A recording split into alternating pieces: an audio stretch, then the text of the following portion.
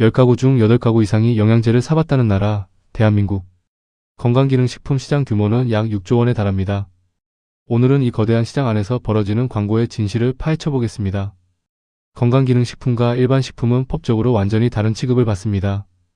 건강기능식품은 식약처 기능성 심사를 통과해야 하지만 일반 식품은 그런 절차 없이도 자유롭게 팔 수 있어요. 문제는 일부 업체들이 이 경계를 교묘하게 넘나든다는 점입니다.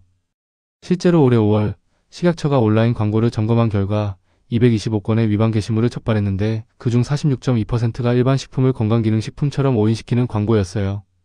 질병 예방치료 효능이 있는 것처럼 광고한 사례도 37.3%나 됐습니다. 더 심각한 사례도 있어요. 이석증과 이명증 관련 식품을 광고한 11개 업체가 적발됐는데 판매액은 192억 원에 달했습니다. 먹는 이석 접착제 같은 있을 수 없는 표현까지 등장했어요. 이런 광고가 문구에서 끝나지 않는다는 게 문제예요.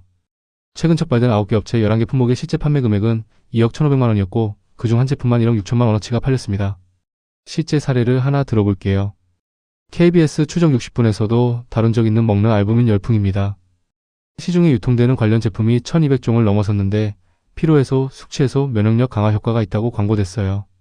하지만 알부민은 분자 크기가 커서 먹는 방식으로는 몸에 그대로 흡수되지 않습니다. 소화 과정에서 아미노산으로 분해될 뿐이에요. 대한간학회 전문가는 그저 비싸게 단백질을 섭취하는 것일 뿐이라고 잘라 말했습니다.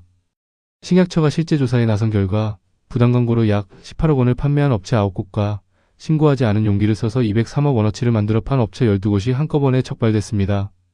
그런데 여기서 의사까지 광고에 나오면 상황은 오히려 더 위험해집니다. 전문가라는 신뢰를 무기로 소비자의 의심 자체를 없애버리기 때문이에요.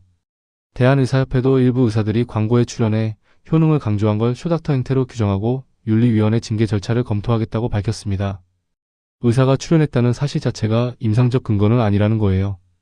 더 안타까운 건 관련 피해 상담의 약 60%가 60대 이상 고령층이라는 점입니다.